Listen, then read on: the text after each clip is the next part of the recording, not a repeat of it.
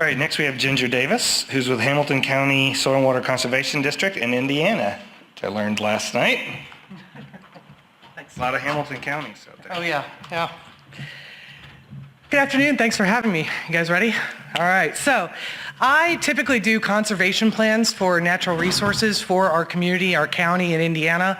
But we started a new program to tailorize testing and give them answers to our local well owners. So this is kind of the process I go through when I am talking to a new well owner and trying to determine what information to give them about their private well.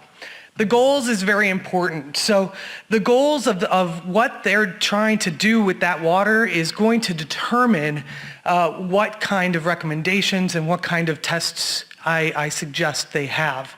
Are those goals for safe drinking water, or are they for agricultural purposes? Are they trying to water their livestock? So the first thing I always do is suggest a well assessment, and Cindy Brooks is my go-to for that. She provides us a well assessment to give us local influences and well and plumbing conditions and construction information.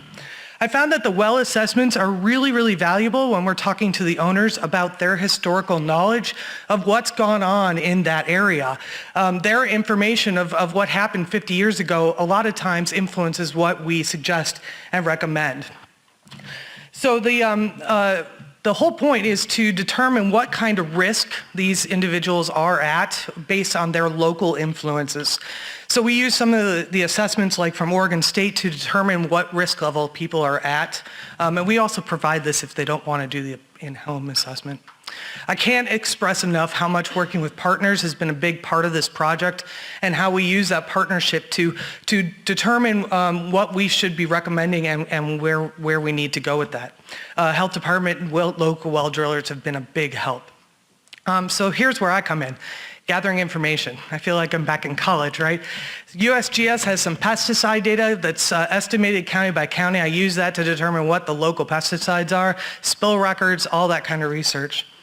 So then we get into the analysis. What do they test for? Well, there are thousands of indicators, so it's really hard to come up with a small suite of things. And what kind of tests do we do? Do we use the litmus paper, or do we use cabbage to determine pH?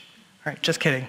So what methodologies are we going to use? And how does that affect our human health, and when does that come into play? Human health protection is kind of the goal with a lot of our project. And these are some of those analytes of concern for human health, right? So we could be the evil scientist and go in there and test everything, but is that realistic?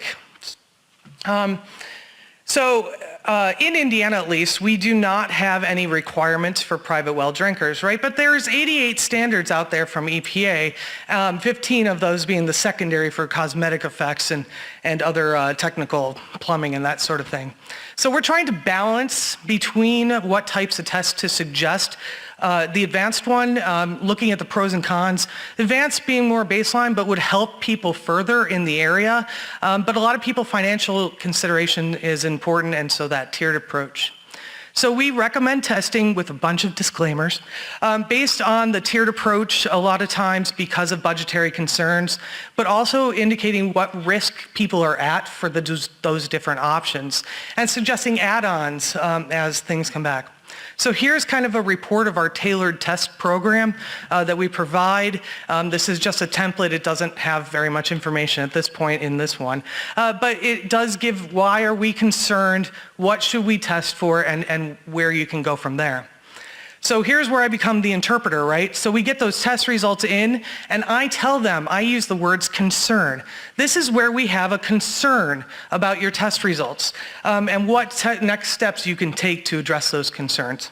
So here are some of those reports that are provided, well logs, test results. I use the Penn State, Susan, thank you very much for the interpretation tool, to give me an idea of what to look at and what to recommend to people.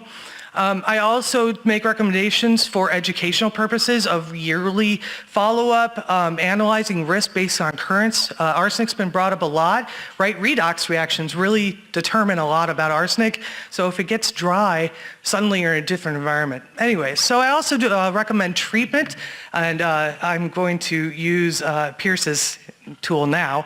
But I've been going to the National Sanitary Foundation for their recommendation for different types of filters. Biggest point out of this is that we do a lot of education. We are trying to protect the natural resources concerns and human health concerns for our community, but also for our natural resources and doing protection. So that's our program. Thanks.